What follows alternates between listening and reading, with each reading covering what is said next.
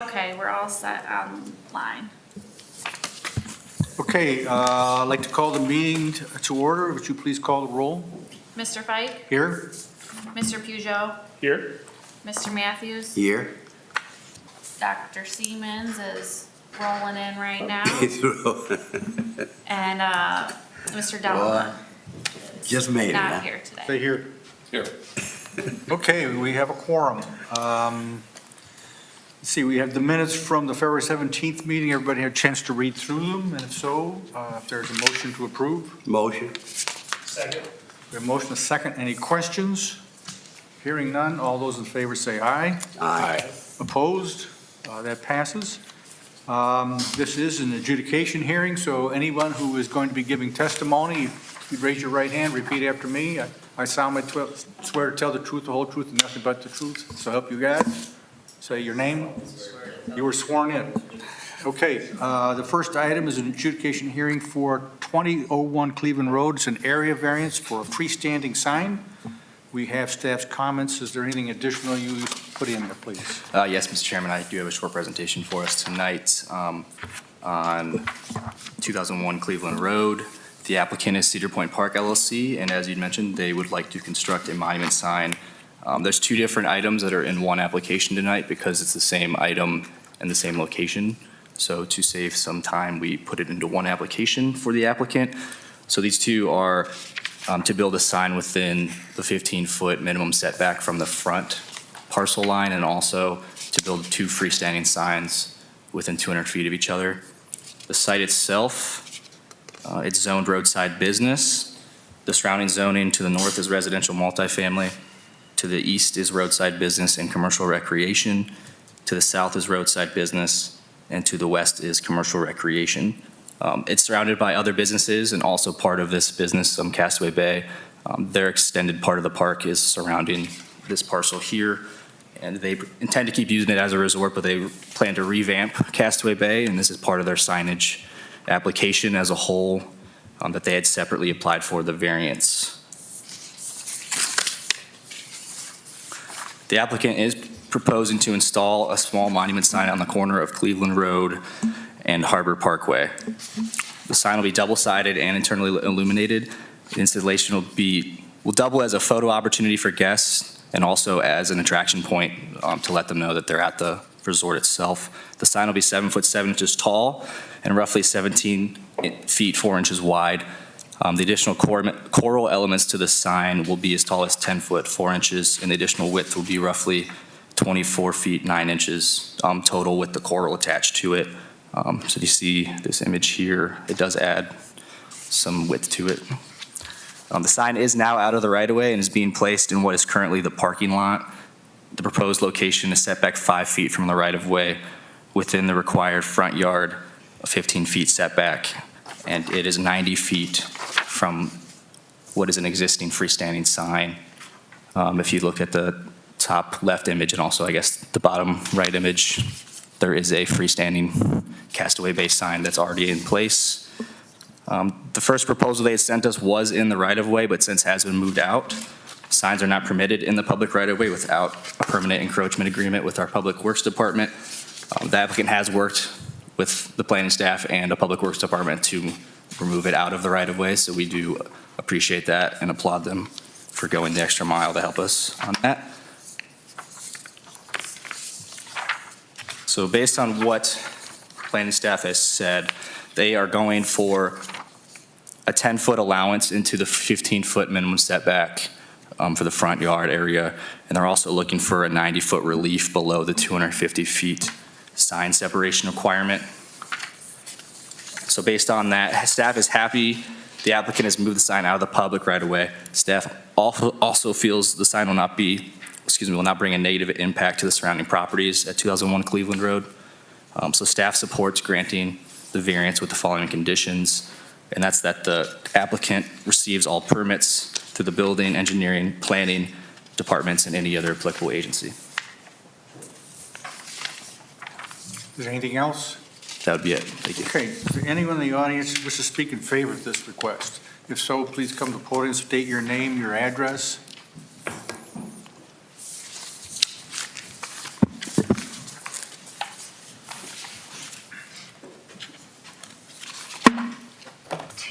swept over southeast Alabama Wednesday.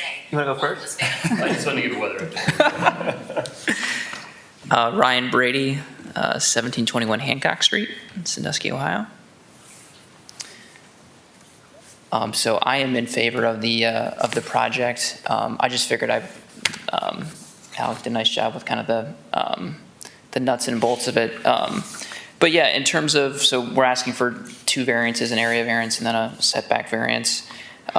In terms of the right-of-way variance, the 10 feet, Alec, are we looking at the proposed right-of-way for the widening versus the existing right-of-way? Yeah, I believe the proposed was, so the Yeah, 'cause the proposed right-of-way. Yeah. So I don't know if this was the engineer thinking ahead of it, but so if you look at this, where the sign at is currently, this isn't marked on that site plan, but the sign currently is actually 15 feet back, as shown there. It's 15 feet back from the existing right-of-way. But technically, if we're using the existing right-of-way, it is in compliance, but we're, with the conversations that the city and to your point have had, trying to kind of future-proof this thing for the eventual road widening. So they've done a good job of kind of thinking ahead there. In terms of the area variance with the distance between the 2 signs, obviously there is the pylon sign that's more centrally located, a little further, I believe that would be west down Route 6. Really what we're trying to accomplish there is to drive more traffic in that lighted intersection. I think what we found is that traffic traveling west on Route 6 without any kind of identification there is quick to kind of get past the intersection before they realize they're at their destination. And so we think from a safety perspective, we think that's going to be an improvement for guests. And then just, kind of beautifying that corner with a nice looking sign that will not only act as a wayfinding element, but then again, kind of that added element of a photo opportunity, social media post for guests. So with that, I'll let Ryan jump in. Brian Dillard, 1503 Cedar Point Road, here representing Cedar Fair in favor of the project. Much of what I have to say repeats what Ryan also said, but there's really 3 things for us that this sign does with its proposed location. The first being safety, so that our guests have better visibility to the sign into Harbor Parkway, so that they can make that turn slowly and safely. Second, again, looking at the proposed right-of-ways coming with the Cleveland Road project, trying to proactively plan to place the sign so that it doesn't need to be moved in the future, so we can accommodate those new proposed right-of-ways.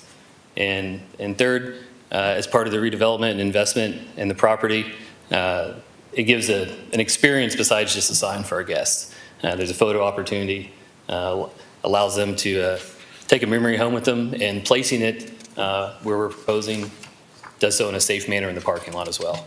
Allows them to do that, maintaining a safe distance from travel through the parking lot or other parked cars. Thank you. Thank you. Any questions for Mr. Brady or? Dillard, last name. My only question is, this is a little confusing because the right-of-way is where it is and you're moving it way back. When you move it back, is there going to be a boulevard there with the new paving when it goes in? I'm unsure. That'd be a question for our Public Works and Engineering Department. But I do know with talking with them that they were really concerned about it being in the current right-of-way, or excuse me, the proposed right-of-way. As far as the boulevard being expanded, they didn't elaborate much further on what plans are going to happen. But I do know the road is widening there, which I would assume the sidewalk would then move closer to what the sign would be, which might be why they had concerns about it. Okay, just then to ask the question, then they've reviewed this and they're in agreement that where the sign is being proposed is acceptable to them for both sight lines for the new paving? That's correct. They didn't give any further comments based on what was given. So there is going to be further work on Route 6 on Cleveland Road along there that hasn't been completed with the proposed roundabout and That's correct. Is another lane going to be added? I believe so. I don't want to speak for our engineering department, but when I've been told in our brief conversations that there will be widening of that road happening. Okay. I think my concern's the same, that we don't want to see you guys build a sign and then it's infringing on potential Sight lines, expansion. I'm trying to leave, get out on the street, and I got this short sign, but it'll block a curve view, so I just want to make sure it's back far enough that that's not going to happen. Exactly. Yeah, and I think, and Ryan, you can correct me, but we hired an engineer to do that analysis to work with the department to understand where they believe those new right-of-ways are going to be, and then set back from that, so that when that future work happens, we still feel like we're set back at a place where the sign won't need to be moved and it won't be obstructing traffic on Harbor Parkway or on Cleveland Road. And I don't know if anybody can answer that question, but that means that there's a telephone pole right there that's on the corner that's going to be relocated, because, that's in the right of way, and I would assume so. Once again, without speaking for the engineering department and their plans exactly, I would assume that would be moved, but I can't say with certainty. okay, thank you. Any other questions? No? The other sign is just going to remain the same? There's no work being done with that? So you can actually kind of see it in that top left image there. So it's structurally remaining the same. The digital sign is going to stay in place. The structure will be painted to mimic kind of the new color scheme for the resort. And then we are going to rebrand basically the two elements with like-looking elements, just the updated branding. So the pylon really isn't changing much other than kind of a face change, if you will, on the existing signs. Mr. Chairman, if I may add to that, staff has already approved the signage that's being replaced elsewhere on the property other than this sign. So we have reviewed it. Okay, great. Thank you. If there's no other questions, a motion is in order. I will move that we approve both of these variances. Second. We have a motion in 2 seconds. Any questions on the motions?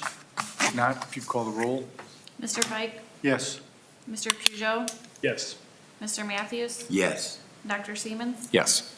The variances are approved. Thank you. Thanks, guys. So any other business?